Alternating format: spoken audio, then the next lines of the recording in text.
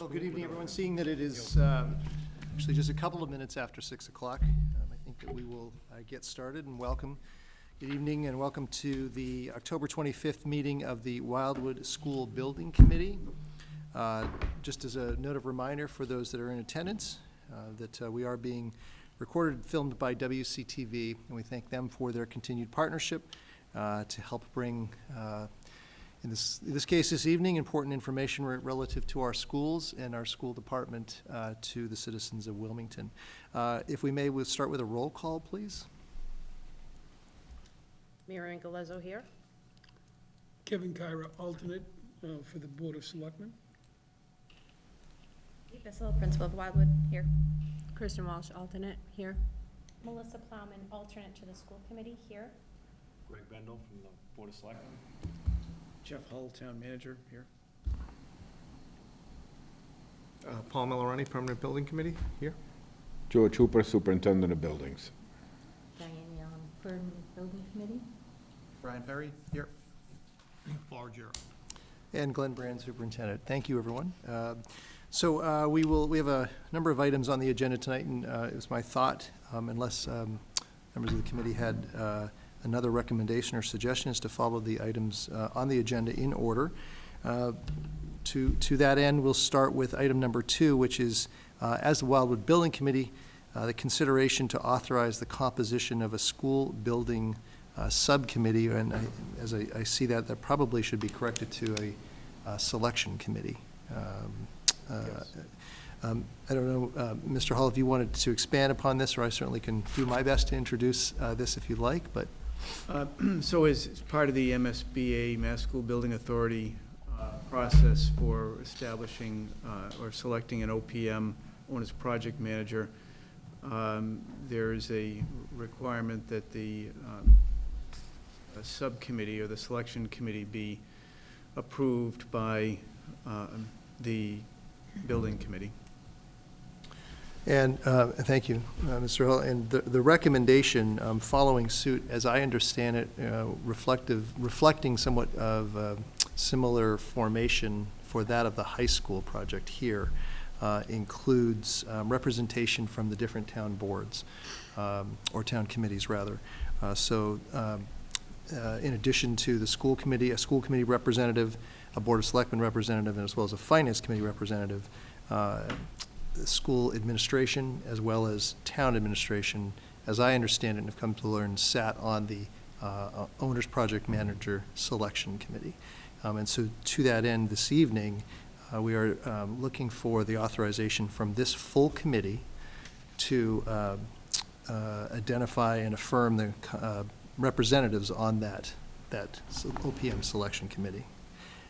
Mr. Hull, do I have that correct? Or Mr. Hooper, did you want to add anything else to that? Well, I believe that's correct.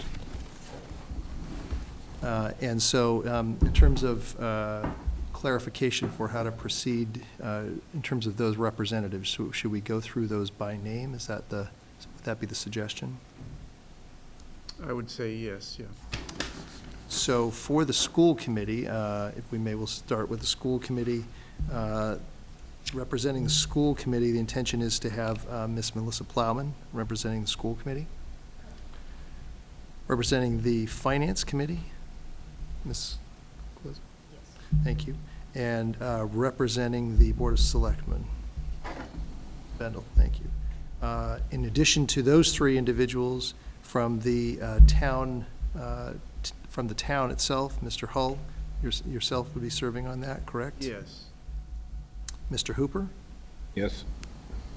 And then from the school department, the thought would be to have Mr. Ruggiero serve on that, as well as myself. So that's the 7 representatives. That's right. That was so in the request for services document that was issued, 7-member selection committee was established, similar to what was done previously. So then with that, we would be looking for a full vote, as I understand it, of this committee, again, to authorize the composition of the Wildwood Owner's Project Manager Selection Committee. Mr. Chair, shouldn't there be a motion first made Thank and you, then sir. seconded? Yes. So looking for a motion for that. So moved. I would second that. Thank you. And all those in favor? Aye. Aye. Thank you. Any opposed? I don't think it's necessary for a roll call for that, but I should have checked on that prior to doing that. I Okay, don't think so. thank you. Okay, thank you for that, and we'll talk a little bit further about that a little bit later in the agenda tonight in terms of activity that will proceed immediately with the selection of that committee. Agenda item number 3, Wildwood staff feedback from last meeting.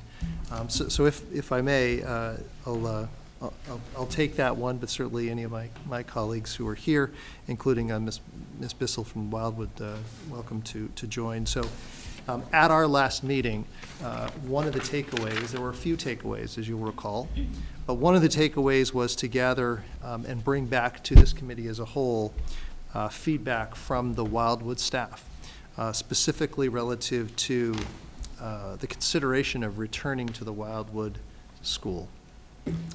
As you will recall, one of the options that currently is being considered of the many options to find an interim solution for the Wildwood school is a return to the Wildwood, option number 1, otherwise known as, from our consultant Doran Whittier's report. And that option number 1 identified a number of smaller scale, I guess if you will, renovations to the facility, thought to be considered both important and appropriate to pave the way, if you will, for the return of staff. There was conversation, though, from this committee to get a sense from the Wildwood staff around what of those proposed renovations would be considered most important, with the recognition by some of this committee, and we certainly get a sense of that, that even to do some of those renovations may not be perceived to be sufficient enough to support the return to the school and the occupancy for the next 5 to 6 years.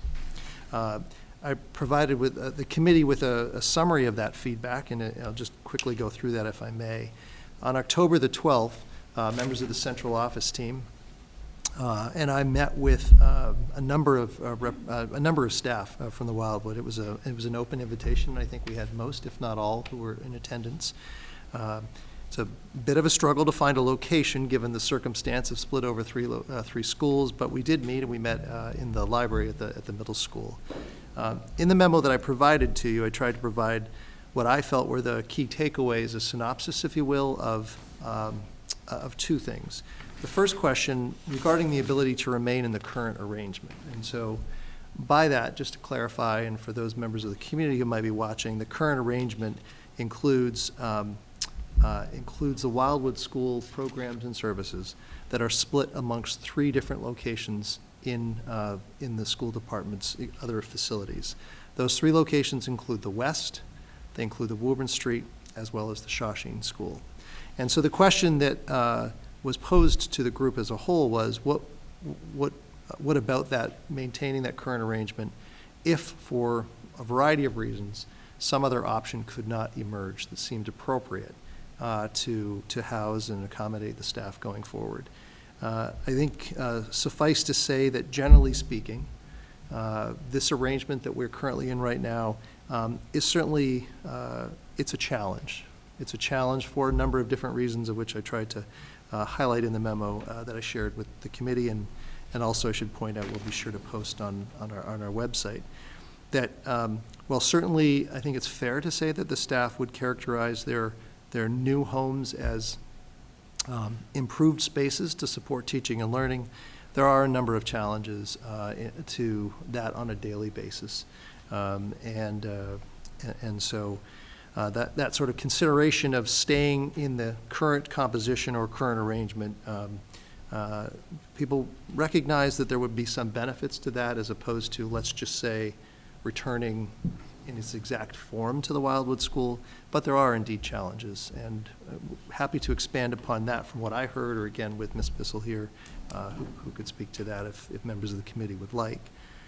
The second aspect, or the second question, I'm sorry, sort of information probing that was part of this effort to bring back to this committee a sense of the Wildwood staff was staff perception of the various renovations that were recommended as part of option one, to return to the Wildwood School. For this question, it seemed most appropriate to conduct a brief, short survey, and we did just that. The results are attached to the memo, and again, for the committee, you have copies of those. We had 30 responses in total, and I think a quick glance will fairly quickly, I think, highlight where sort of the sense of the staff is. And we tried to frame the questions, I guess, if you will, in terms of linking to the various renovations, the heating system replacement, the repair of the roof leaks, the ceiling asbestos abatement, and so on. And as you'll see in the survey, I think there was pretty evident to see a strong belief that the ceiling asbestos abatement, the repair of the roof leaks, the heating system replacement, as well as pipe freezes, fixing those, and sealing leaking windows, all were pretty high in terms of a sense of priority. So I will pause there and certainly welcome any questions if you had, but I did want to bring this feedback back to you as had been requested from the committee the last time we met. Kate, if I missed anything, if you think, please jump in. But I think that just about sums it up. are there any questions regarding the staff? Dr. Brand, I noticed there's 30 respondents. What's the total staff of the Wildwood? In the mid-40s. Mid-40s? Okay.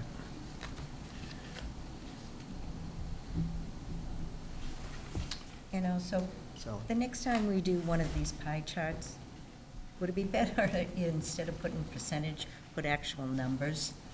Certainly. I had to go back and do the multiplication out and everything, but, so, just to confirm, the current placement, you got 30 responses. There are 21 teachers that are assigned to this building that don't move, To the 3 locations. to the 3 locations. Right. All right, thank you. Do we have an exact count of how many teachers and staff you have there, with mid-40s? So because we share staff with other buildings, Mhm. so we have, I believe, 48 who are somehow attached to the Wildwood, though they are not all full-time with us. Okay. So for Do you know some, the breakout of that full-time? I could figure it out, but I don't have it. But we do have, correct me if I'm wrong, there are 12 classroom teachers, 7 kindergarten teachers, Correct. and 5 pre-K teachers. So we have, at this time, 7 kindergarten classrooms, 2 preschool classrooms, and 3 strides programs, all of whom are classroom onto themselves. Can you just give the breakdown of how many classes you have in each school? How many classrooms Certainly. at the West? So at the West, we have 5 classrooms, 2 of which are kindergarten, 1 is preschool, and 2 are strides. Just for the benefit of the community, if not anything else, could you clarify what a STRIDES program is? The strides program is our sub-separate program for students on the autism spectrum primarily, requiring ABA support. I'm sorry, I didn't catch that. Would you just repeat? Sure, that? sorry. You speak. This strides program is our sub-separate special education program supporting students on the And autism you have spectrum. one of those, We have 2 at the West, 2 at the West. 2 at the West. And you have 2 kindergarten and 1 pre-K? Correct. The preschool has 2 sessions, 1 morning, 1 afternoon. At the Shawsheen, we also have 2 kindergartens, 1 preschool, and 1 strides classroom. And at the Woburn Street, we have 3 kindergarten classrooms, No stride. no strides. So in addition to those 12 teachers, could, So again, just- those classrooms, the staff for those classrooms, those 12 classrooms, both teachers and educational assistants, are permanently assigned to each of those 3 buildings respectively. In addition to those staff, we have all of our support staff.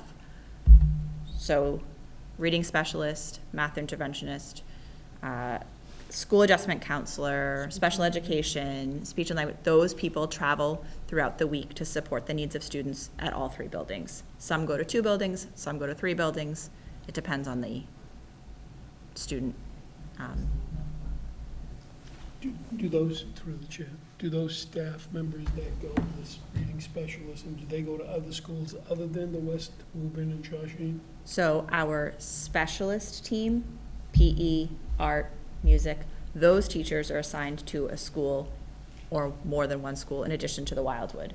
The other people that I mentioned are only assigned to the Wildwood, except for our general tutor who we share with the Boutwell. And if I may, just to, Those are- just to expand upon this a little bit, in a normal year, if you will, when we were operating all 8 facilities, as in normal conditions, we do have a complement of staff at the elementary levels that do travel between buildings. So I think it's important to note that because we're in this configuration or arrangement, it in and of itself has not resulted in staff sharing buildings, and that's just a function of the size of the buildings. The smaller schools might not have enough of a caseload or programming need to have, say, a full-time, I'm using this just as an example, as an art teacher. So we have, during my time here, and I think as I understand it, for some time, had staff that are shared across buildings.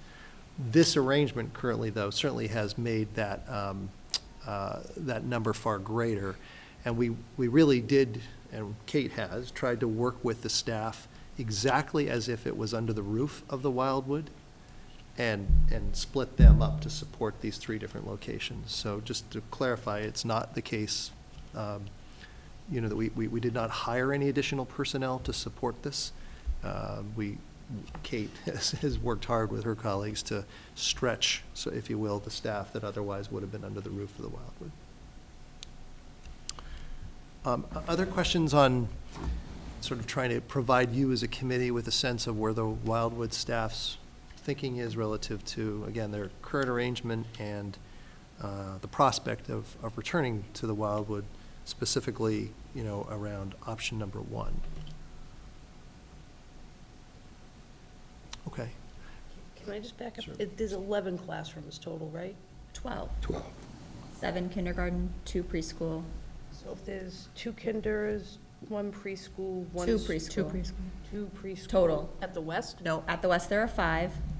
right? At the Shawshene there are 4. Okay, that's where it is. Okay, thank you. It's confusing. It's No, hard. I It just is. get it. I It's just, hard. yeah. And can I ask a question too, Sure. also about transportation? So the Yes. kids at the West are on a different timetable than the actual All of student? our Wildwood students currently continue to operate on the Wildwood school schedule. So regardless of their host school, they all attend school on Wildwood hours. Okay, so, and the Western Intermediate students are on a different schedule, right? So there's issues there with buses and. Yes. Correct. And we did that primarily I think for a couple of reasons. My colleagues correct me if I'm wrong. One, so as not to try and inconvenience in a rather short turnaround time period our Wildwood families. Yep. They're anticipating a certain start and end of the day. And 2, that the transportation system was able to adapt or adjust with it. We run this system with tiers, if you will, and Wildwood is a tier. So we tried to keep that as much as, even though it's different drop-off locations. Obviously, the pickup at homes is the same, but different drop-off. Our transportation director was able to make that work. Sometimes I still don't know exactly how, but it's working that way. And is that true also of the Shawshene and the Woburn Street, for lack of a better word, the indigenous students at those schools are on a different schedule than the Wildwood So students? it varies by location. Yeah. At the Woburn Street, neither our arrival nor dismissal overlap.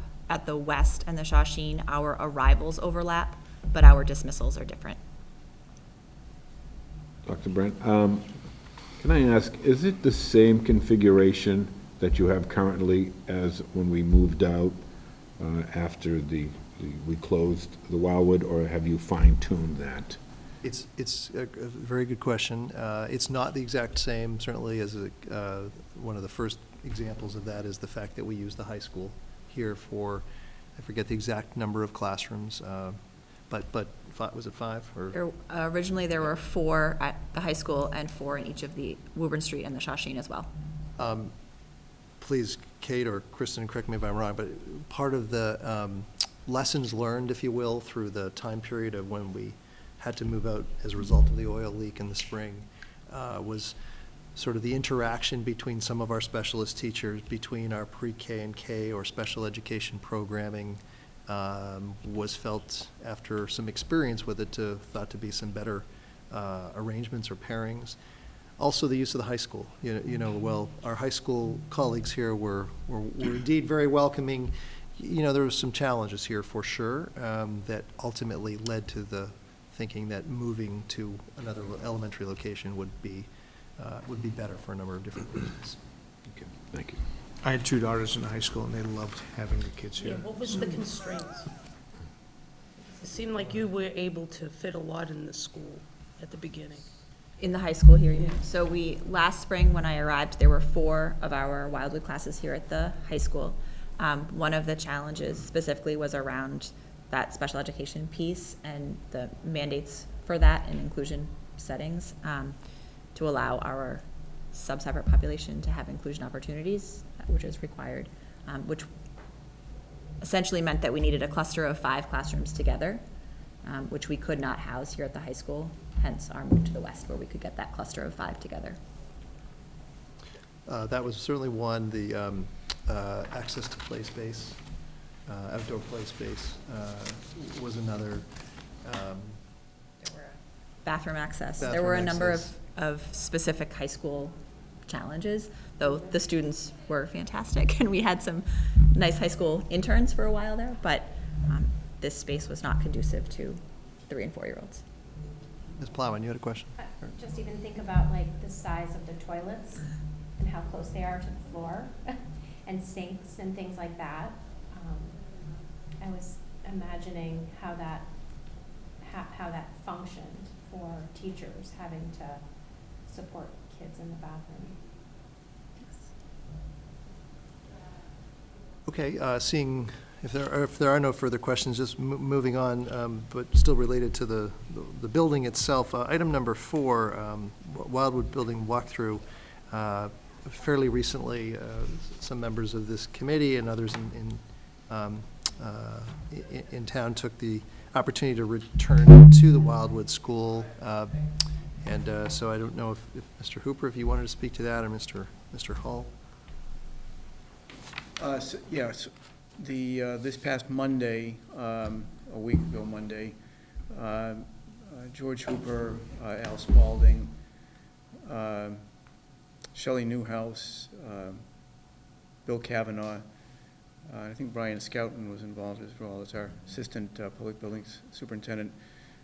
I took a look at the Wildwood and the issue, the question was posed to them from each of their perspectives.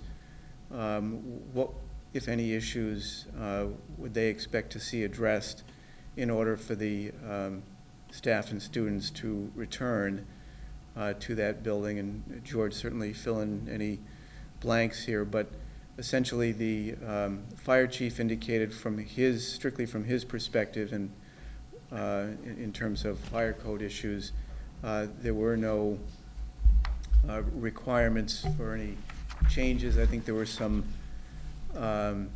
fire extinguishers that had been taken out of the building once it was shut down that would have to be replaced, but beyond that, the existing systems that were in place were adequate in light of the fact that if the expectation was returning the students and staff without any major overhauls.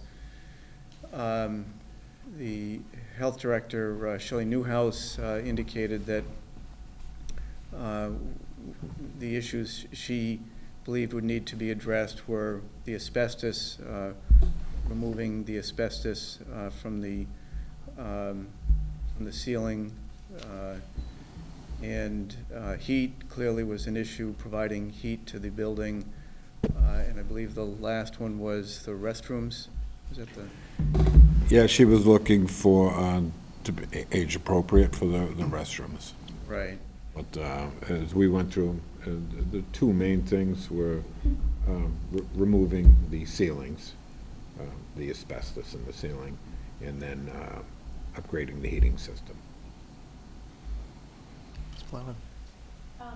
Did anyone speak to the asbestos in the tiles and the floor? Because I read that a lot in a lot of the feedback from the staff, and that being a significant concern, especially with some of the water leakage and the disruption to the tiles and.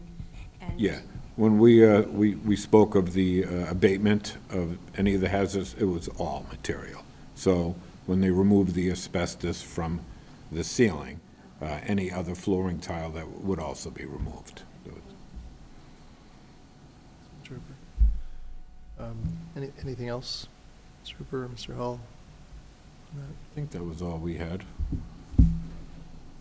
So, Mr. Chairman, through you, question for the manager, will that visit's summary be documented in some type of report, email, memo? Can do that. I had not planned to prepare any kind of a formal memo, but, you know, I do have communications from those who participated in terms of what their, what their concerns or the issues that would need to be addressed would be. Great, that'd be great, thank you. Did Al Spalding say anything, the building inspector? Al Spalding indicated that in terms of addressing the asbestos, that in and of itself would not trigger the 30% rule. So one of the things that can happen in terms of building improvements is, depending upon the work that's done or the scale of the work that's done, it can trigger full code compliance, which would then, of course, be more expensive. And so that would not, in his opinion, trigger full code compliance. And I believe the other item he spoke to was the heating system, that the heating system would also not trigger the full code compliance, because obviously the building was constructed in 1955, so the code at that time was significantly different than it is today. I believe that was prior to his review of some of the code issues that we'd looked at, so after talking with him, and I think Lee will discuss on that once we get through some of it. Looking through it, they wanted to basically see why when we moved out, it was in this condition, and what would have to be done if we were going to go back in. And at that time, his thought was, hey, you fix the boiler, and then you take a look to make sure everything's okay in the ceiling, and you go back into the building. It's kind of a little different, now, so, after our discussion. And through the chair, is it worth mentioning that the roof is under warranty? Yeah, there So was a that leak in if the there is a foyer. leak, Right, and as we walked through, I mean, we had just experienced a lot of rain, as you know, and there was no leakage throughout the building. No visible leak at all. I'm sorry, Ms. That's Allen. okay. I just have one question here for George. How many of our schools have sprinkler systems in them? Middle school has it, and this school has it. Right, so they were built under that code. The code was in then. The other schools that were built were not Correct. under the code to have sprinkler systems. Back in those days, it was just the fire alarm system acted. It didn't have fire suppression at the time. The newer codes, of course, the building codes have changed, and fire suppression is required. Okay, thank you. Through the chair to George again, and the asbestos that's on the ceiling is covered, so that the One of the public knows that it's One of the not eyesores- exposed. Right, one of the eyesores that's in the building is the encapsulant that's sprayed on the ceiling. Back in the 80s, when they did the AHERA testing through the, all the schools did it, which was asbestos awareness. So when they discovered that the hallway ceilings in that school, after bulk sampling back in the 80s, they ended up spraying on an encapsulant. And not just in the hallways, but the entire school. And it's not an attractive encapsulant. They could have done other means, but this is what they chose back in the time. But that was in the 80s. I was a kindergarten aide for 2 years there in the 80s. So that means I was exposed to that before it was So, encapsulated. of course, asbestos is fine until it becomes friable, you know. That's why when we talk about floor tiles, it's encapsulated in that vinyl. That is we'll say, the least hazardous until you either sand it or make it into a dust in the air or cut it. That's, becomes airborne. And then the ceiling it's all been encapsulated throughout. The only problem with that encapsulant is that it catches everything. You know, your univentilators and your heat, it becomes dust. Dust becomes dirty looking, and over time, I mean, like you said, it's from the 80s. And you can't go up there and clean it. It's a sprayed-on cellulose fiber. And if you try to it just starts to kind of come down. If you look up here in this ceiling, this here is a fireproofing. That's on all of this. That's the same concept, although it's a little different today than it was back in the 80s.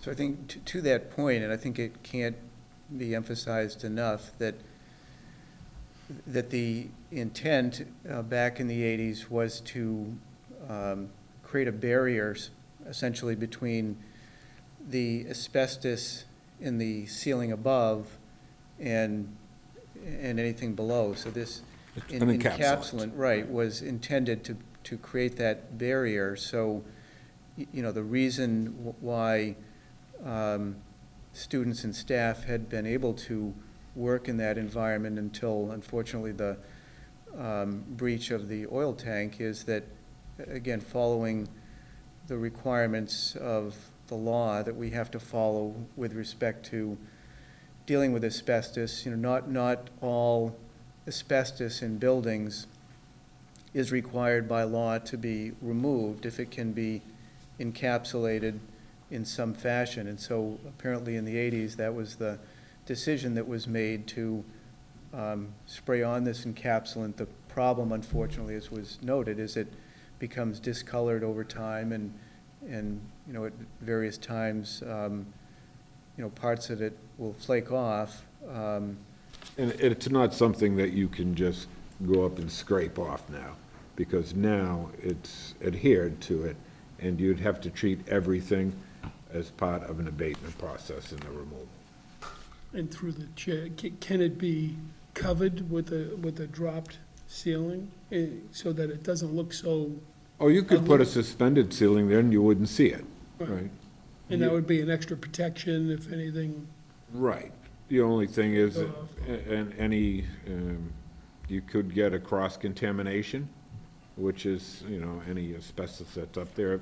If there was an issue, then that ceiling tile. One of the things you have to remember is just like, even if you put rug down on top of asbestos floor tile, and you stick it to that floor tile. Now, when you pull that rug up, even though it's not asbestos, anything that could be adhered to it, they consider that a cross-contamination, and now that has to be abated.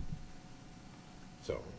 And in terms of the suspended ceiling, because I think, you know, one of my initial reactions was, you know, maybe that would be the best approach, but as I understand it, the smoke detectors. Right, everything would have to be brought down to the ceiling. And that in and of itself, I don't know, would dealing with those detectors and all then create an abatement issue in and of itself? Only in areas that may have asbestos in it, so. Right.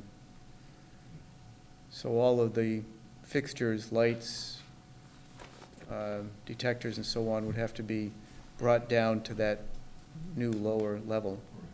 Most likely at that time, it'll be new light fixtures. They'll just run new wiring in between, so the existing fixtures would most likely be abandoned and just pick up the new fire alarm system.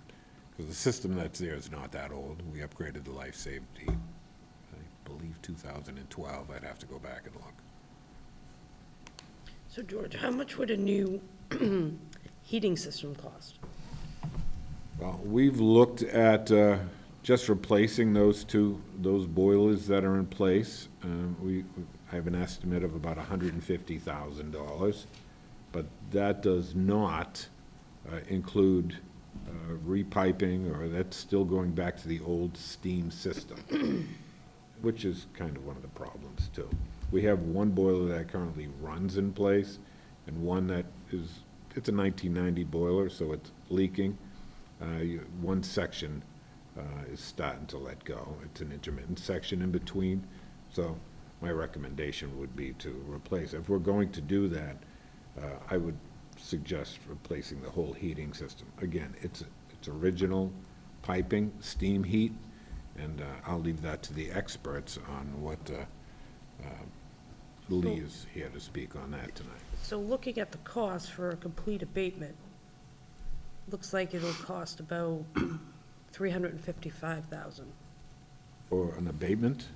This is according to Dorn Whittier's breakdown of prices.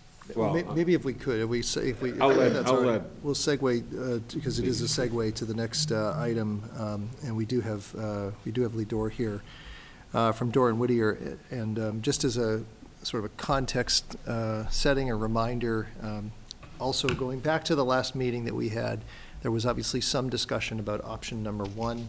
Again, for those sort of tuning in and maybe not exactly sure, that we started with a range of options in which we were focused on to try and identify a viable solution or possible solutions for the Wildwood in this interim period. One of the options that emerged was is now known as option one, which included some degree of renovations to the Wildwood facility. You'll recall that at the last meeting when we were here, there was some conversation around whether or not, if certain items on that list were done, whether or not the respective codes would be triggered. I think that's the right way to describe that, leading up to a lot more additional costs that might come with, say, replacing the heating system or taking care of the ceiling. And so since we last met, Lee and his team have been working with, certainly with George and Al Spalding, I think it is, if I have his name correctly, to try and to return here to you tonight to provide an update on what their analysis is. So with that, Lee, thanks for joining us. Thanks for being here. Sure, thanks. So the kind of the discussion last time was option one came in, I think, right around $5.3 million, and obviously no one was very excited about investing a significant amount of money in a school that's kind of long-term future is debatable. So we went back, and the specific questions were, what drove that cost up was code triggers, right? There's certain portions of the work that we wanted to go into, as George had mentioned, putting a new heating system and hydronic system in there as well to get rid of the steam heat. The scope was to do some of the abatement work, put in a suspended ceiling, clean up some of the leaky windows, and deal with some minor electrical improvements to support that stuff. And so our take on reading the code was doing some of those incremental pieces triggered some codes that caused us to have to do some work that we didn't necessarily want to do, like a sprinkler system. So we had this conversation with Mr. Spalding and with the code books, and kind of went through, and the big pieces are the Massachusetts Architectural Access Code, which is Massachusetts accessibility codes, are triggered when you spend over $500,000 on a specific project, whether it's mechanical, electrical, or plumbing. Our heating system is estimated right now at just under $900,000, right? So that triggers the accessibility portion, right? So then that money adds up when we add that scope to the project. And then we go back and look at it. Now that we've done that, does that cause us to trigger the sprinkler system needs? And the specific trigger on the sprinkler system, and it's cited right in the code, is if we're adding a suspended ceiling or reconfiguring an existing ceiling or doing an abatement product, it's written right out as an example in the code. That is a trigger point that requires you to do the upgrade. So we were in agreement with the building inspector on what we see as the code triggers. So from our vantage point, knowing what we do as far as the scope at this level, we believe it does trigger those codes for accessibility and as well as the sprinkler system. So we're back here saying we've done that diligence to try to run that up the flagpole, and we're still back at an estimate of $5.3 million. And Lee, to be clear on that, it was the ceiling that kind of triggered that, because it gives you the accessibility. It wasn't the money amount, even though the heat was at a certain level. Once you open up that ceiling, it gives you accessibility, so that's when they want you to install these. And that was the whole idea behind that code. Correct. Just for clarification, so it wasn't a money threshold at that point. So then that option one again is sitting at 5.3? 5.3. And that takes into account the triggering of all these. Correct. So to do the limited scope of work that we intended to do, plus the triggered codes that created, the total project cost is 5.3 estimated. Questions for Lee or George? Ms. Plum? In your experience doing projects of this nature on buildings such as, or in the condition that the Wildwood is currently in, statistically, how often do you run into tacking on and racking up additional costs as you get into a project like that? I know all of us as homeowners, we've done that, right? So you start something and then it's just sort of like dominoes. So I don't want to put you on the spot sort of estimating or predicting something like that, but I've talked to a lot of people in town, and I think a concern is, okay, so let's say we go with this route and we're at 5.3, we know that to start. What is the likelihood of that number increasing? It's a great question, and truthfully, we can't answer it yet because we haven't delved in to do the investigative work for detailed design. But historically, in buildings of that vintage, usually once you start opening things up, you find additional items that you didn't anticipate. Included in that 5.3 million is a 20% contingency for the things that we don't know about. And we use that generally as a rule of thumb at this stage in a project as something that we're comfortable with, trying to anticipate things we don't know about. So it's very common in buildings of this vintage that when you start trying to do limited renovations that you run into these code triggers. And that's part of what the building code is there to do, is to upgrade buildings whenever they have an opportunity to make them safer for everybody that's occupied. So it does happen often, and so we looked several different ways to try and get around that, knowing ultimately what we're trying to do here, and we just don't see a way to get around that.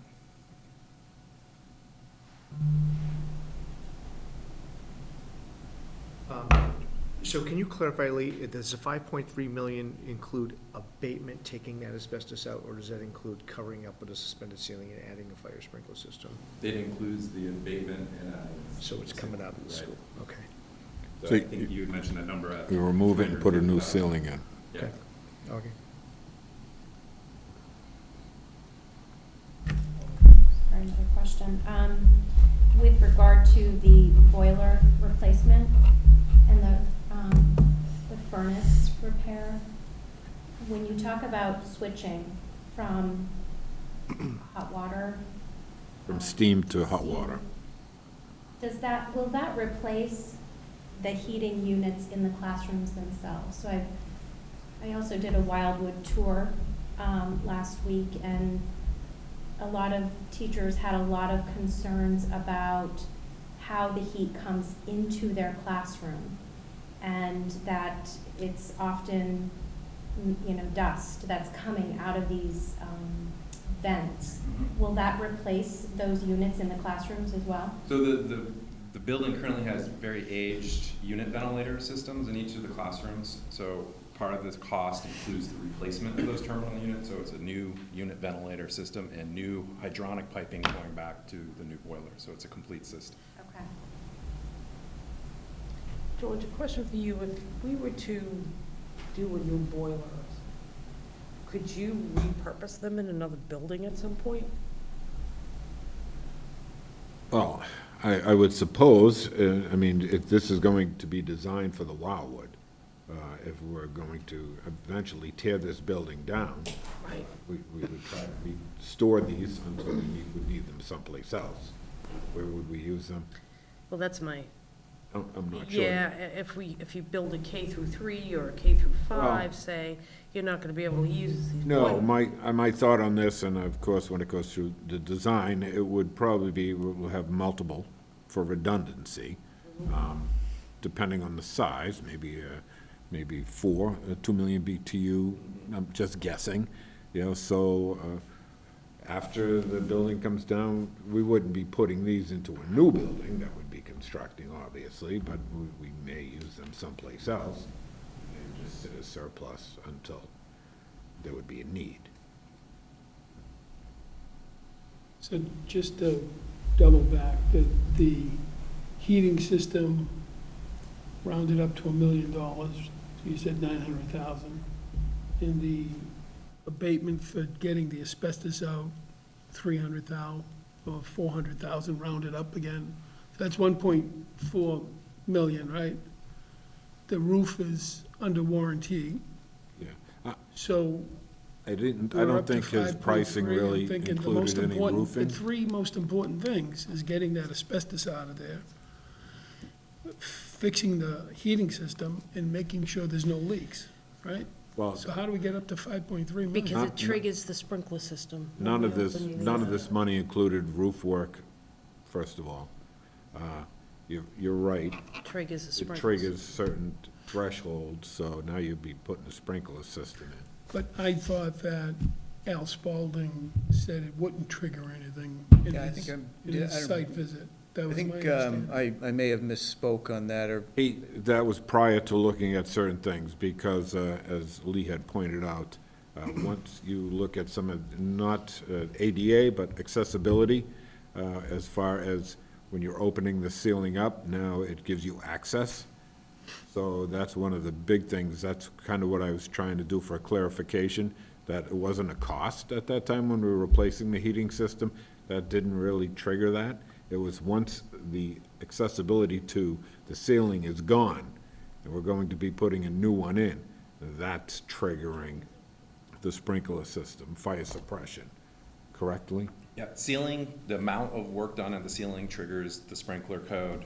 The cost of the heating system triggers the accessibility code.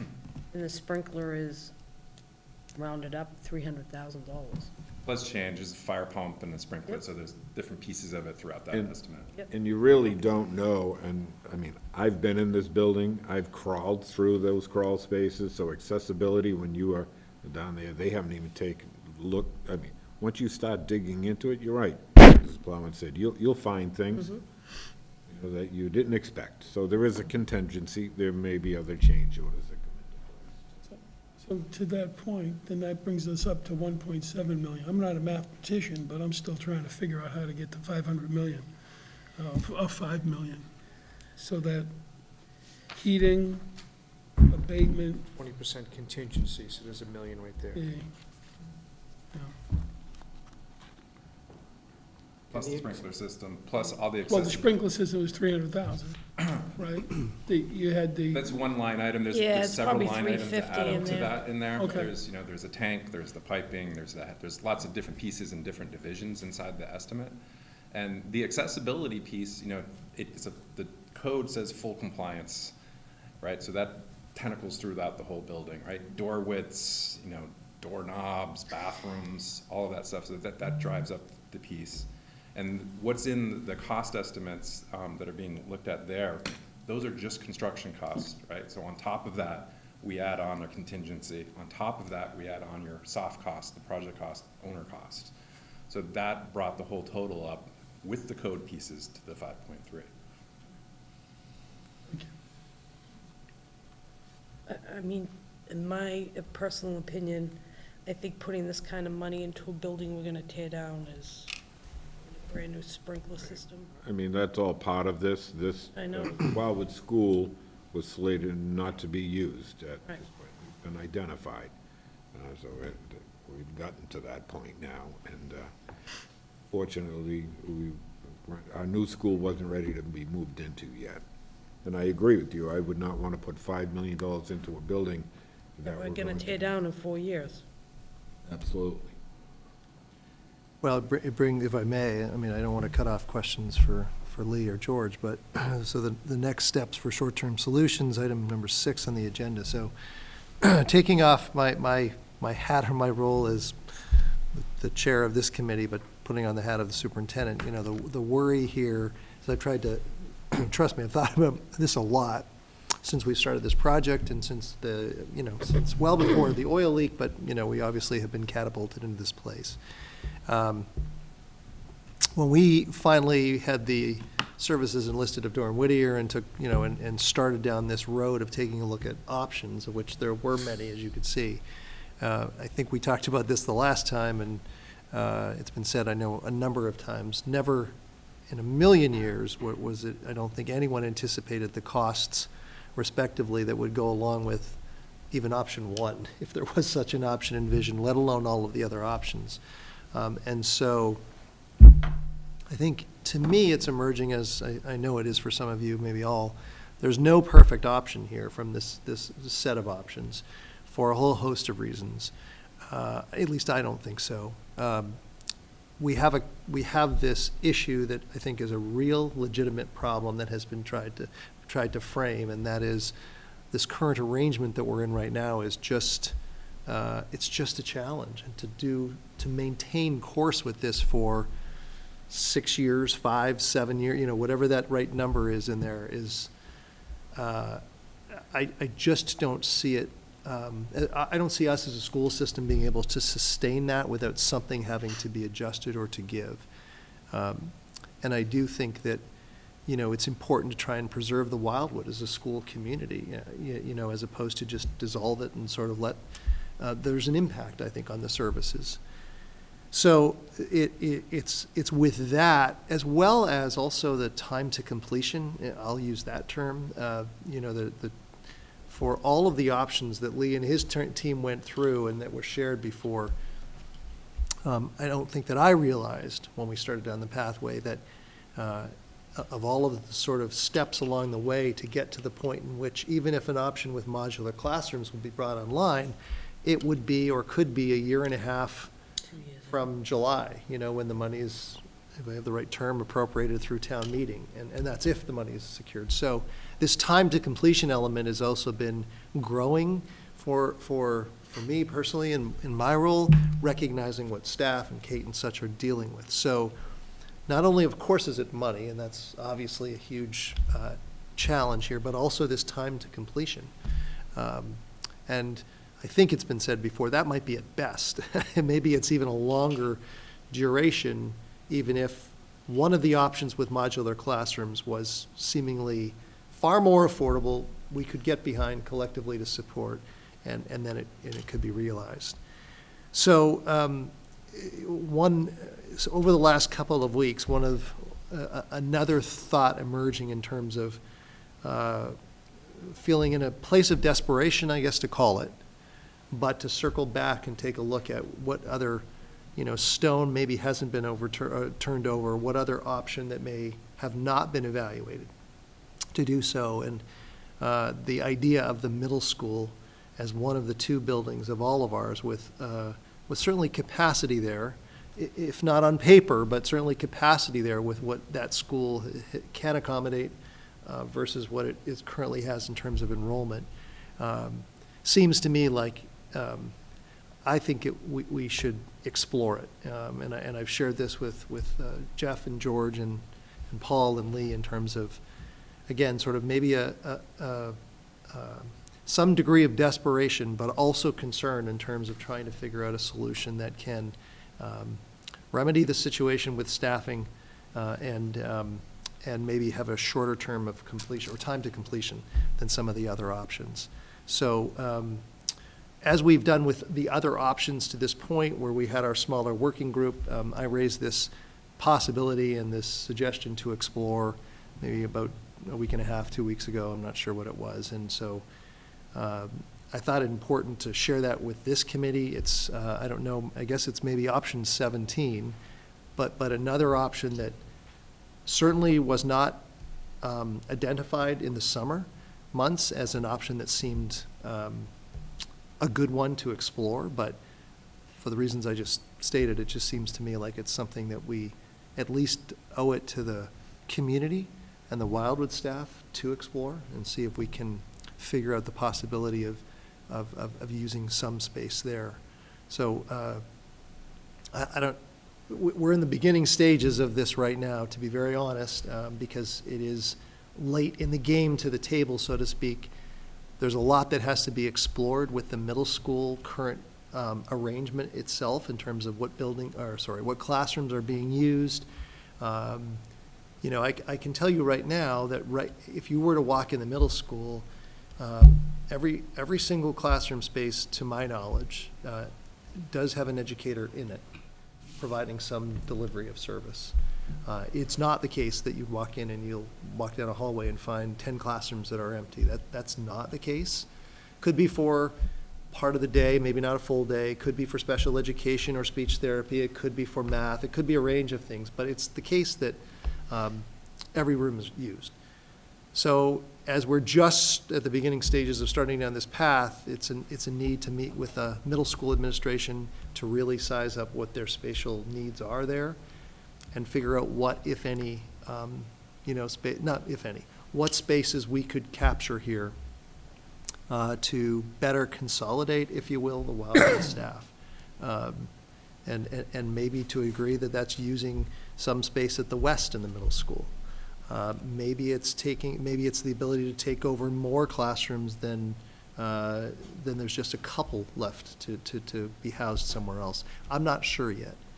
We don't have the answers yet, but again, for the reality of sort of facing the large numbers associated with even option one, the worry that, as I understand the process here, even if this committee was to recommend one particular option to move forward to the school committee, and in turn the school committee identified one particular option that it also could get behind, there's no guarantee that the respective other boards and steps that follow, including the town, may support those funds.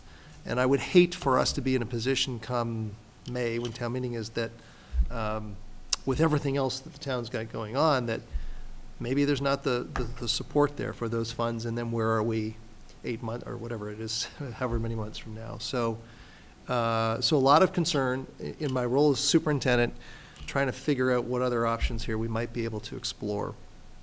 And I don't know if you think I've forgotten anything, Paul, or, so, you know, what I'd like to suggest or I guess recommend to this committee is a little more time to explore this. This option 17, if you will, the middle school.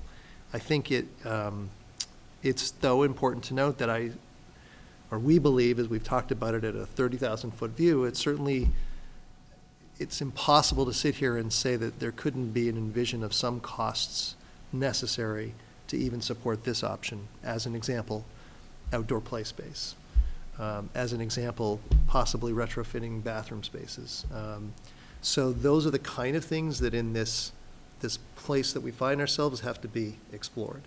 I think, again, at a 30,000, 40,000 foot view, there's a collective belief that whatever those might be would be far less than $5 million.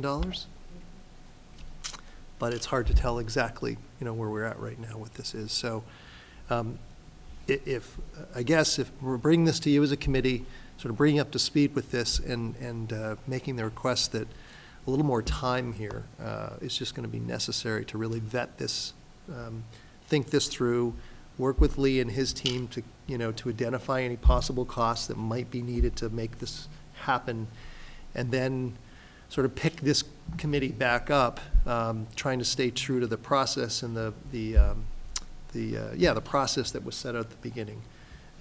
Especially if there's a monetary aspect to be able to make this happen. If we think that this can happen, what are the impacts? What are the costs? And then bring this back to the committee, and then pick it up from there and move forward. I know maybe Jeff, you want to talk about the capital aspect, because I know that's been a big driver here of the timeline. And certainly, when it became apparent that the least expensive option that was under consideration was $5.3 million, and I clearly recognize this is more than a monetary issue. We're talking about the environment for students and staff, but I do, at least in my role, need to be mindful of the budgetary implications. And I think, as I've noted previously, the town typically in any given fiscal year will spend anywhere from $2.5 million to perhaps $4.5 million for capital-related items, whether it's, and it's a combination of things. Every year, there are some items associated with the schools, whether it's computers for the schools or the whiteboards, whether it's boilers or roofs, as we did this year for the Shawsheen, whether it's a fire ambulance or DPW vehicle or police cruisers. All of those things collectively have historically come in at around $2.5 to $4.5 million. So the prospect of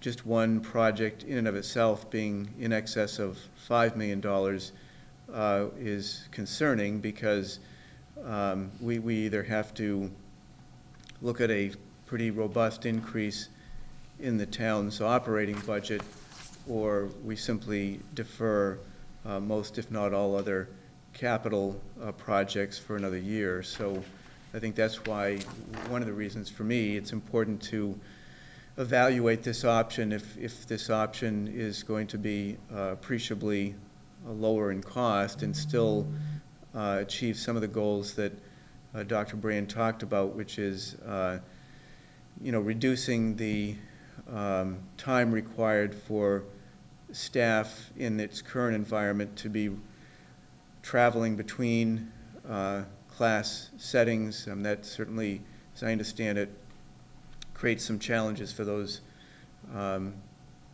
teachers that are engaged in that process. This would perhaps seem to address that issue.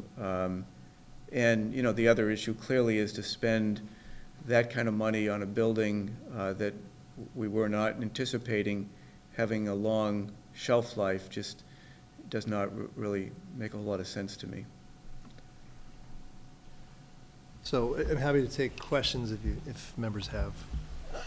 I do. It's kind of away from what we've been discussing here. Again, we're looking at down the road a new school. I hear a lot of the concerns that are out there. Some of the things when we were just asking about the high school here, not having the playground, but having the space. Again, recognition for your staff and the teachers that should be commended for the work that they've done to make this totally seamless and to adapt into the situation they're in right now. I see them every day, so they should be commended for their efforts they put into it. But my thought is, again, consolidation, and maybe you can clarify it. The high school here, I know what we originally designed it for. And we're about, and I'll just use a rough number of 300 less than the original design. Probably very similar at the middle school. I'm not up on all the enrollment numbers, but if we were to have some sort of a grade configuration. It is similar, the gap, yeah. Right. So if we were to, for the period, say, just to consolidate, move up some of the grades, like the 8th grade into the high school, clearing space in the middle school, moving the 5th grade up into the middle school, and then the rest of the, kind of like the ice tray effect that we used in our facility master plan. That way, when we get down into the Shawsheen and Woburn Street, now you have 1st and 2nd graders, you'll have your kindergarten and pre-K, you have your playgrounds, you have your age appropriate.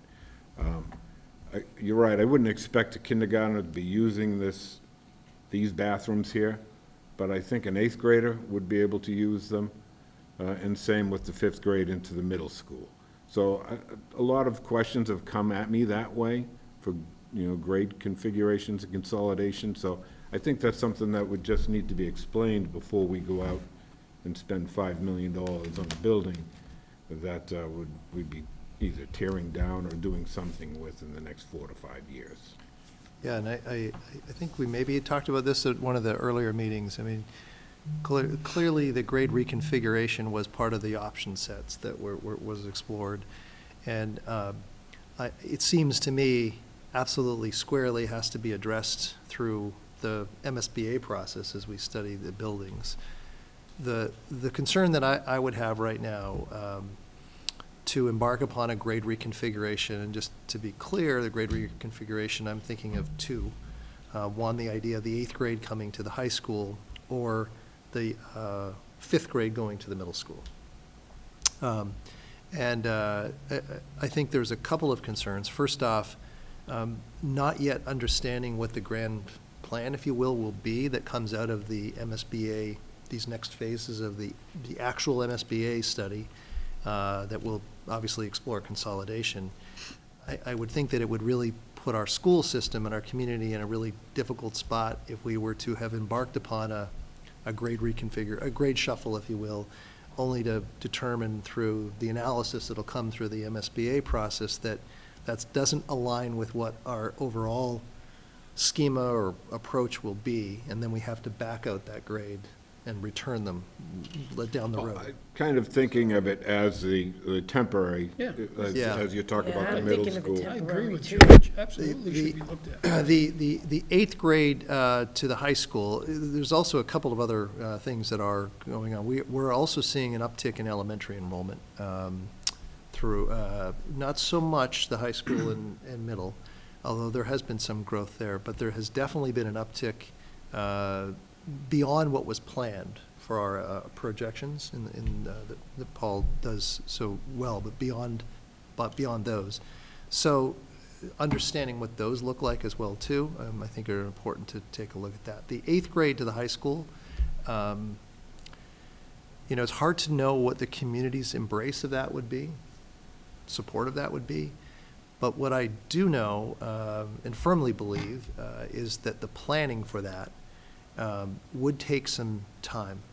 I spoke to the Bill Ricca superintendent, and forgive me if I repeated this from a previous conversation, but I know Bill Ricca did this, I think 2 or 3 years ago with their new building project, moved the 8th grade to the high school. And my conversation with Tim is his name, said that they allocated about 2 years to plan for the program of what 8th grade at the high school would actually look like.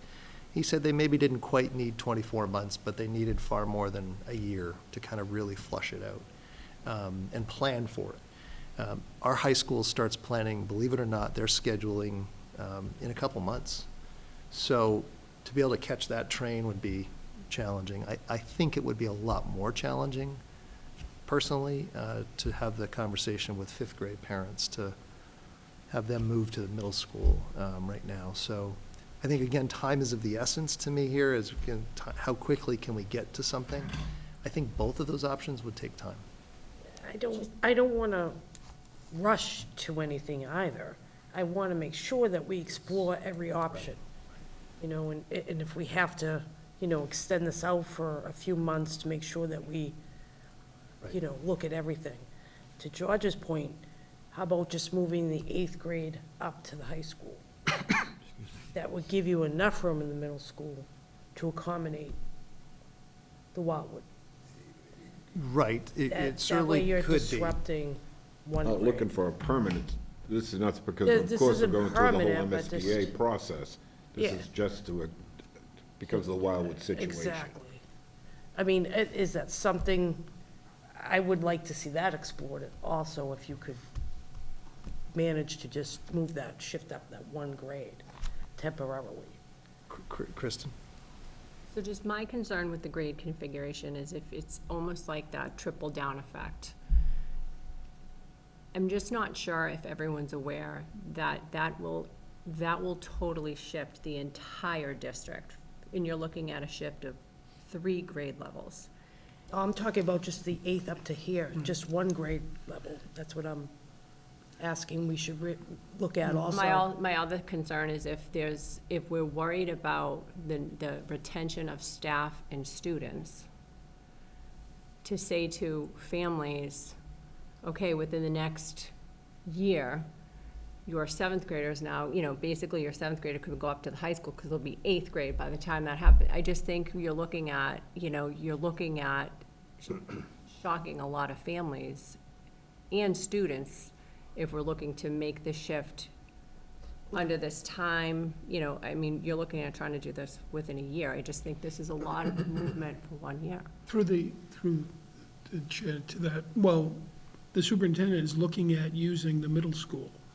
So the suggestion is just to move the 8th grade, But is not there to a move need the to 5th. move, is there a need to move the 8th So if the grade? superintendent is looking at the middle school, then that would open up more rooms if you're taking the 8th grade and putting them into the high school.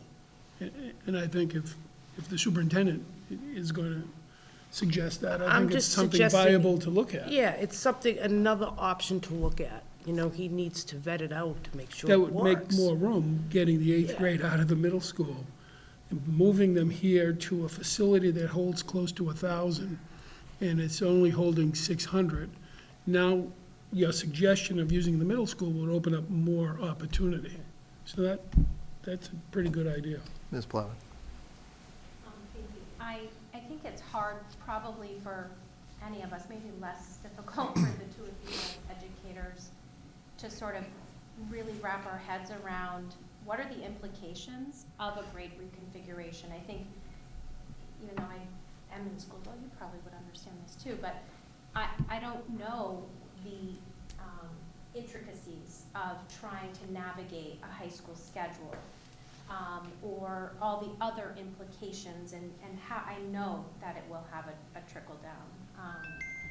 Is there a way, this is an incredibly labor-intensive process, so I think that this committee asking you to vet that is gonna be incredibly time-consuming. I don't know to what extent you can do that or provide this committee with information about that. Like, what are all those moving parts and pieces? And what would the implications be for the staff, but also the families too? I mean, I do think it would be incredibly disruptive to families to have a reconfiguration for a temporary period of time, and then to sort of go, oh, we have to reconfigure again. I do worry about that as well, but I also agree that looking at other options is essential for us to do. But I don't know if there's a way for you to produce something for us, all of us, to understand how complicated is that. Because I think on paper and in the community, because I hear about this too, that go in both directions. Why aren't we just reconfiguring? Why aren't we just moving kids into the high school and creating space? But there are a lot of implications, I imagine, on the educational programming. We can't just look at physical space. We have to look at the implications on the educational programming that the district has, frankly, invested a lot of money into the middle school program review and all the work that's happening right now with AMLE and looking at getting our middle school back on track. So I do feel like it's a fragile thing right now. So I'm nervous to disrupt that as well, especially if it's a temporary thing. I think we do kind of lose sight on some of that, even though it's a temporary thing. We are going to have to shuffle, reconfigure. Once we are through the MSBA process, if we are successful, and one of the considerations is a K through 5, there is going to be that shuffle. So it's going to, and if we don't do it, something else is going to happen also. So no matter what we do here, it's going to be undone once we go into the new building, hopefully someday. So could I just back up one bit about that, the Go ahead. reconfiguration? Going into selecting an OPM, when would they do that report back to us on reconfiguration? Good question. So the, Because it looks like it comes pretty quick when they're hired, because they need to know what the configuration's going to be for that school, so they can go with the design. So it seems like it's pretty early in the So I process. think, what Jeff, were you going to say, and I was going to say that certainly the person who could lend an eye to that would be Lee. yeah, actually. The question being specifically how long a process, if you're trying to hire an OPM right now, typically in. I'm sorry, to jump in. I think the question is, once we have the OPM on board, Yeah. and we really are officially sort of kicking off the clock, to complete the study, and I'm probably going to use the wrong terms, but to complete the study to analyze what the grade configuration will be for the district that will lead to the project that will then be presented to the town. Isn't that within a 2-year time window generally? Yeah, your OPM that you're gonna hire now isn't gonna be doing any of that work with programming, right? That's for your design team. Your architect's gonna come in with an educational planner to do that piece. So you're gonna hire your OPM, then you're gonna hire your design team. From the start of hire of the design team, typically the MSBA process for their first phases, the study and schematic design, is somewhere between 9 and 11 months. Okay. From the start of hiring the designer, to get to a point where you have options on the table like you do now for the smaller project, and to be able to have that conversation, which of these options are we in agreement with at the town and MSBA to move forward? So it's less than a year. So the OPM, which we'll talk about in a second, the OPM is, my understanding is they will be on board in December, I think, or say January 1. So are you suggesting that it could be 9 to 11 months? Or then there's a designer that has to be selected, you Yeah, did say that. it's usually another 2-month process to get through Okay. designer selection with MSBA, and then from when you sign the contract with your designer, it's 9 to 11 months to get answers. Oh, So I think that answers quicker your than question I thought about it was. which direction seems to be in our best interest as a community. I'm sorry. So, Dr. Murray, it sounds to me like when you discuss option 17, that you've asked for a little time to flush that out. Yes. Any idea in your mind how much time you think you would need to crunch those numbers and try and? Thank you for the question. Yeah, so looking at I mean, not a hard and fast length of time period, but also acknowledging we're going into a very busy time period with actually the MSBA process and the OPM selection, which has some very hard and fast deadlines that we have to comply with, which I was going to give the committee an update with. And of course, we have the holiday of Thanksgiving. So I think being back here after the Thanksgiving holiday would be certainly reasonable and important to do. So maybe it's not the full 4 weeks, but given everything else going on, I was sort of thinking about that probably would be very reasonable and should be a target that I need to shoot for and bring that back to you. This selection committee for the OPM, I'll give you the update on this quickly, just so you have a sense, because it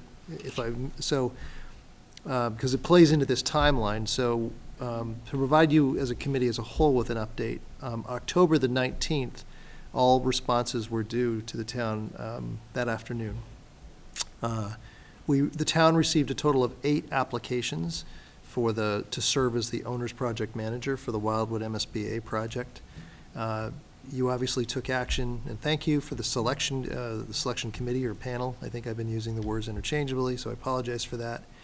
But we are meeting right after this meeting to take a look at those applications and develop a short list of applicants, if you will. In the document that was shared with MSBA, we, town and schools, committed to interviewing candidates or applicants November 1st and 2nd, and then moving forward with the process. By November the 9th, the final selection of the OPM has to be submitted, as I understand it, to the MSBA for review. So things are happening very quickly here.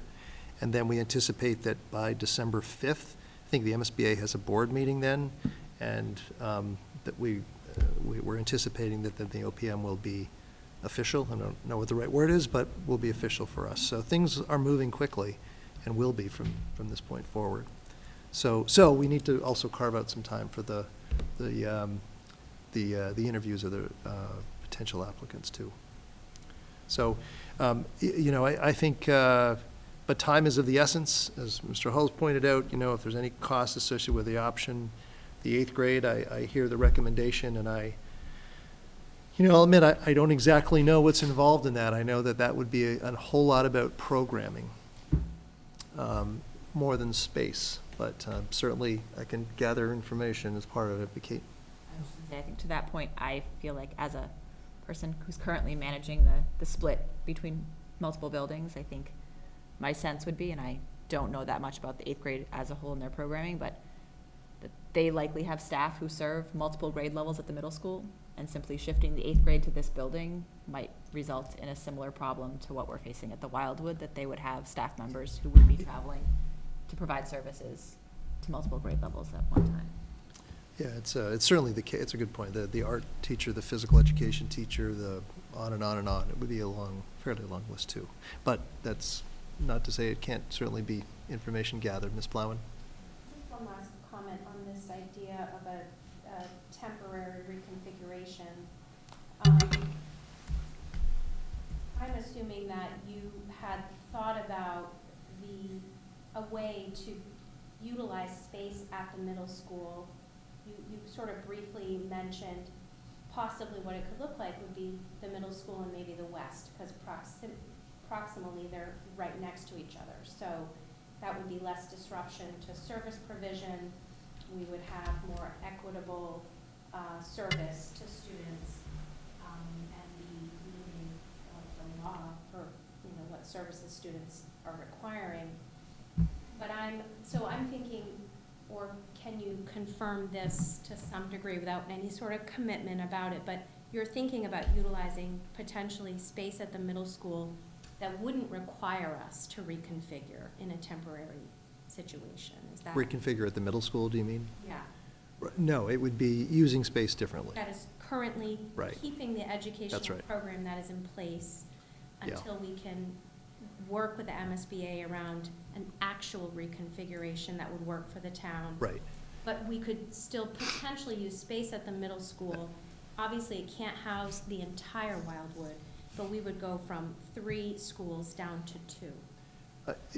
Possibly, possibly, but the interest is exploring the delta, if you will, or knowing what the middle school did have at its height, which was just under 1,000 students, I forget, 10 years ago or something like that, versus what it has now, which I forget the exact number, but it's in the high 600s, mid 600s, high 600s.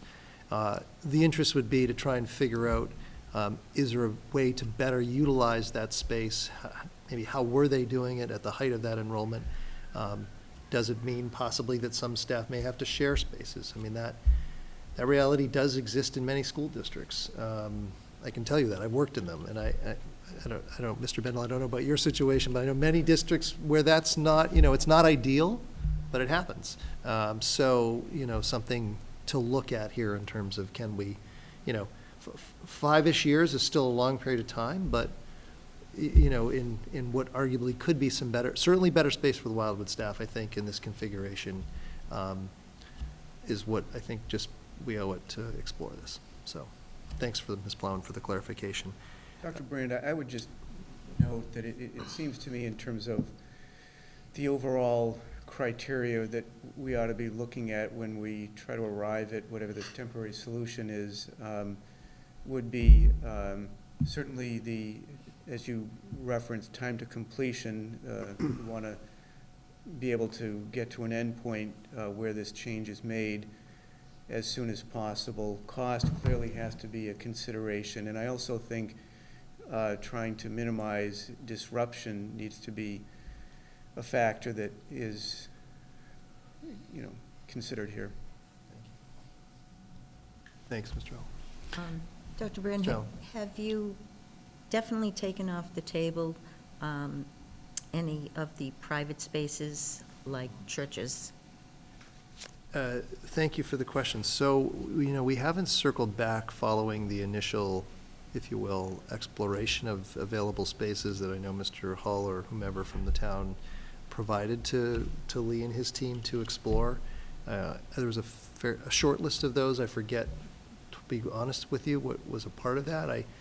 About 8 commercial Okay. properties that we viewed, 6 to 8, and that a lot of them had issues with site constraints, available space for play areas that were in safe distances to the school, and just the overall size, and because it would be a change of use, updating those codes for the existing building to student use, they quickly become cost prohibitive just on that function, let alone the cost of either acquiring the space or leasing the space over that term. You add all those things up, they tend to start looking like some of the other disfavorable options that we looked at for cost. I'm thinking about pre-K. Right.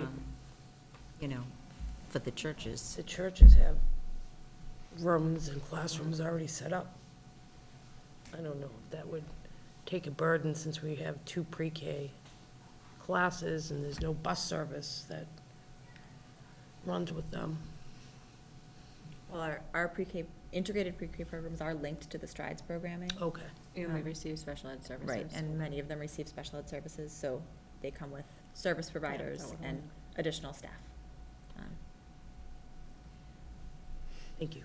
So is the ultimate goal then to try to find a place where you can accommodate pre-K and K all together, rather than having this split that's currently in place, or to even make it a little narrower to 2 schools instead of 3? Well, the ideal, of course, would be under one roof. Under one roof. You know, but short of that being possible, you know, that's part of the thinking around, you know, the middle school. And not ideal, but it certainly would bring people closer together.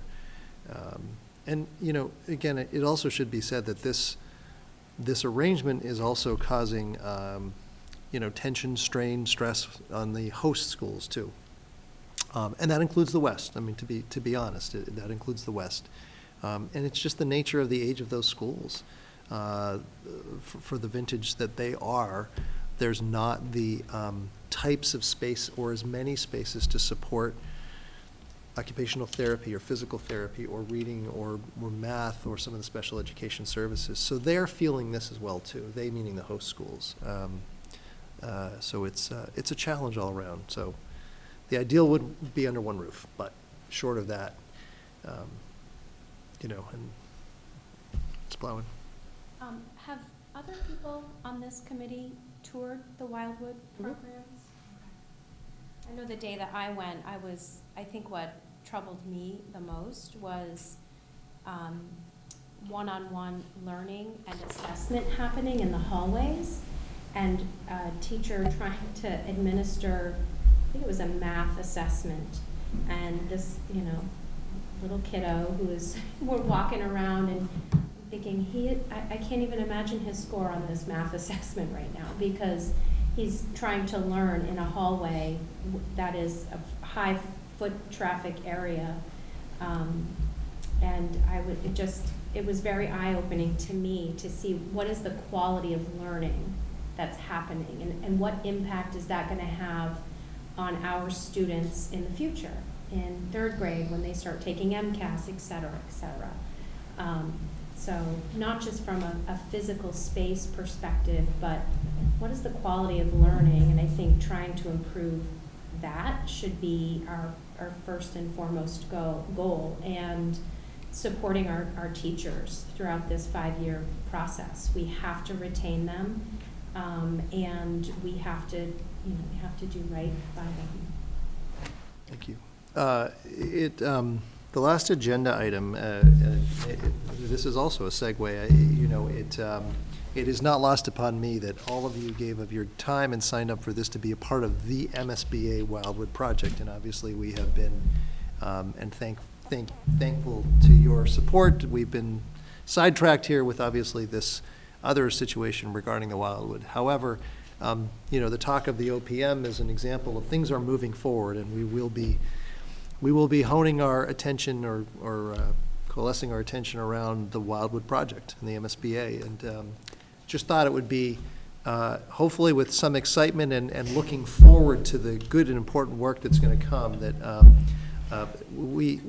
all districts, I think all districts, or maybe all districts who are in the pipeline of an MSBA project, I'm not exactly sure, but we're afforded 2 spots, 2 visitors to go to tour a recently completed project with MSBA.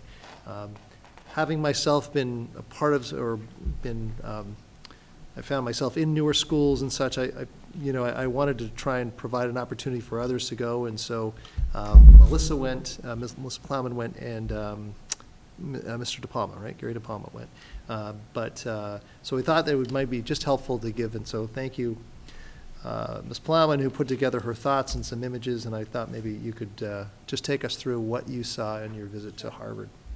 Yeah, so I did not know what to expect going into this morning with Mr. De Palma, and I have to say I left so excited and so grateful for the opportunity because of all this hard, labor-intensive, time-intensive work that all of this committee is doing right now, and to be able to see what is in the near future, which feels like an eternity from now as we problem solve, the hurdles that we're facing right now. But so I spent the morning in Harvard, Mass. At the Hildreth Elementary School, and felt incredibly inspired by the energy and the quality of the learning that was happening in that building.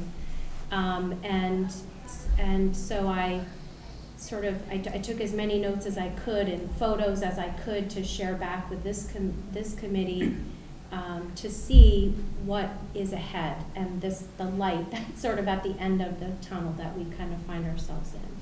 So I had Tracy help me put this together, but I don't have a clicker, Glenn. Just let me know and I'll advance for you. Okay. Okay, so I tried to compile my takeaways into different segments. So the program that was presented that day talked about important things that Harvard learned along the way in their partnership with MSBA, and I thought it would be important to share some of what they learned in the process with all of us so that we can just bear that in our minds. So one thing I thought was interesting was that they had suggested that the chair of this committee not be the superintendent, simply because of the competing needs of a school system and the demands and the details required to do that work. They really emphasized that, so I thought I should at least share that out. But they did also say, and I didn't include here, that once the OPM is on board, that becomes a much lighter lift, I think, for the chair. Other things that they mentioned about this working committee and recommendations were a few things that we're already doing, so I thought that was great. But something we may want to consider as we get into the schematic phases and the design phases would be to potentially consider teachers on our committee as we're thinking about what the design of the school might look like. Some people who have more of an insight into education and what that looks like on a day-to-day basis, and then to serve as liaisons to other teachers in the district who may have input as well, and perhaps even considering opening up our committee to community members who may have a particular interest or expertise and a skill set in some of the challenges that we're going to embark on around architecture, energy, and environmental. All right, at this time, I think everyone's made it to their first station, and we'll get rolling, and there will be an announcement in about 7 minutes to transition. Thank you. Well, this is a nice little addition, isn't it? And then perhaps even community members who may represent different populations who may otherwise be disconnected from this project, because we really want this project to be for the community, not just for our families and members of the community who have children in the educational system. Just a real quick comment, if I may, the community involvement and educator involvement, that will absolutely become part of the, I believe it's called the educational visioning process. And I've had the pleasure to be a part of that. In fact, actually with Lee and his team in another setting. It's an exciting time period to bring together different stakeholders and really vision about where we're going. And so especially, I would say, for us as a community, really exploring school consolidation, it'll be a really a pretty important time period. So that'll be on the horizon for sure. And then just some things that I thought were important related to the design, that the educational programming needs must come first and foremost. So really taking a lot of time to think about the educational plan and letting that drive the design, of what the building would potentially look like, and to include our special education department staff so that they can think about what are the unique learning needs of students in Wilmington and what our current populations look like, so that we can make sure that when we think about the design of the school, we're factoring all of that in. Having the construction manager on board during the design phase would be important, mostly to help us determine the timeline and to stay on schedule. Thinking about the physical environment, there was lots of mention about bringing the outside in, and that was really notable. When you're walking through that building, there was so much natural light and natural colors from the outdoors incorporated into the design, and it just made for a really inviting and energetic kind of vibe in the building. Lots of collaborative and flexible learning spaces, so usage of like hallway spaces and cubby areas, hand washing stations in the cafeteria. I was like, what a genius idea that is. Helps with supervision of kids that need to go wash their hands. But also thinking about the future directions of education. So what kinds of technology, energy efficiency, increased enrollment being factored into that. And then also thinking about other uses for the building, not just for educational purposes, but ways that the building can be used by other groups in the community as well. Obviously, Glenn referenced engaging the community. That was really emphasized strongly. I was excited because they strongly encouraged a parent group, establishing a parent group in the community, and we actually have one as of last year called PAUSE, so I don't know if people are familiar with that. But we can really leverage that and assist us in getting the word out. And maybe identifying a specific person to respond to social media posts. Oh, and I loved the last bullet too.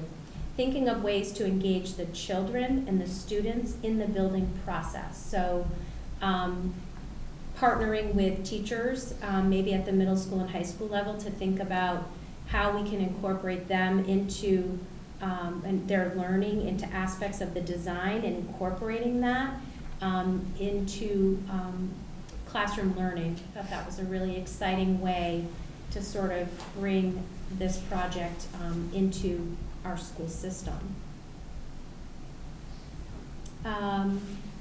Just some tips on, the kind of OPM that they really felt, skill sets that were really important to them, communication, and obviously someone with strong knowledge in working with MSBA. And then lastly, I really hadn't thought of this, but a lot of their community members have really regretted that in Harvard, they were not given the opportunity to essentially say goodbye to the old building. I don't know how our community might feel about that, but many people may want to have a last walkthrough or some sort of ceremonial process where there's closure for the community before we sort of welcome and open the doors of a new school, but allowing people to have closure to the Wildwood. So I snapped some photos for you. This bottom middle and actually the top left, that's their library. It's an open concept. It's the first thing that you see when you walk into the building. It's the heart, it's the center of the school. And so all of the building was very open. That tall, long staircase, I forget what they called it, but that is space for students to sit and read and wait for buses, and it was just a really neat concept. I liked that. The the top left is there. I don't know who you probably can speak to. It's not air conditioned space. It's conditioned air space. And I can't tell you the difference, but when they explained it, I was like, well, that's genius, that makes a lot of sense. And then reception area, places for seating for families that are waiting for meetings, like lots of little spaces like that. Wide hallways, lots of slanted ceilings that factor for natural light to come in. Hand washing, in classrooms, in the cafeteria. I think that's it. It was really exciting, and I left feeling really great. All right, that was the end So of our thank you. I'm first glad I got to 7-minute go. session. You can move on to your second station. Your tour guides will know where to go. Thank you. Anyone have questions about the Hildreth Elementary School? No, just one observation, that you mentioned that we need a parent group, and you referenced PAWS. But don't we have parent groups at the Shawshene and at the Woburn Street? I mean, they're considered to be PACs. Correct. So we do already have established parent groups, correct? We have lots now. Okay. Because each school has a PAC. I even think the high school is re-energizing their PAC, which is really great. And I think those primarily do a lot of fundraising for like supplemental educational opportunities and things like that. PAWS I don't know how familiar you are with PAWS, but they try to regurgitate, information that comes out of the school committee. Are you from PAWS? Yeah. They attend a lot of meetings that involve the school committee, and then just kind of like regurgitate it and get it out so that families are almost always have access to what's going on. Yeah, no, that's fine. I just didn't want you to push aside parent groups that are already existing and doing some good work for the schools. Okay. Mr. Chairman, if I may, I would just add to that, to Mr. Carr's point, that I believe we've had for decades now, CPACs that have also been Right. volunteered, for decades to help out the community in addition to the PACs that we've had. We actually, thank you, Mr. Bendo. Yeah, so we have a CPAC for the district. We have school councils, which are, as I've come to find here, sometimes maybe interchangeably terms used here, but school councils, which are required by Massachusetts general law for each school. And we have PACs, that's a commonly referred to term, as you mentioned, for not every school, and school councils that join our smaller schools, right? But the point is, there's quite a few different groups, so we do have many to tap into as it gets to this process, for sure. Thank you for taking the time to put that together, and it is inspiring to think ahead. So next steps, unless there are any other questions, going back to what happens next in terms of another date, looking at the calendar, I would like to suggest, if I may, that maybe we try and find a date the week of November the 28th. That's after Thanksgiving. If Tuesday works for you, I'm not sure if we have anything else going on in the town, so I don't have those all loaded on my calendar, so I'm not sure if there's any other potential conflicts, but for your own individual schedules, does Tuesday, November the 29th work? Okay, so the goal will absolutely be to further vet this option 17. Also take a deeper dive in terms of relative to the recommendations around grade configuration, and really try and size that up, and come back and continue this important conversation on then the 29th. I'll send out a calendar invite for you, but if there are no conflicts for those around the table, then that's great. Seems like a long way away, but I come fairly quickly. So thank you for that. Public comment is the last item on the agenda. Any public comment this evening? I do just want to, PAWS has been mentioned a couple of times. I shared with members of the committee information that was passed along to me for public comment from PAWS. PAWS, just in case you're wondering, stands for, by the way, the Parent and Guardian excuse me, advocacy group for Wilmington Schools. PAWS is their acronym. And as you saw, shared with members of the committee, some of their recent feedback to try and expand this important conversation in our community around this project. And so we thank them for bringing that information back for members of this committee's consideration. Unless there's anything else further, seeking a motion to adjourn tonight, and thank you for all of your time. So moved. Second. Thank you. All those in favor? Aye. Great. Thank you. Good night, everyone.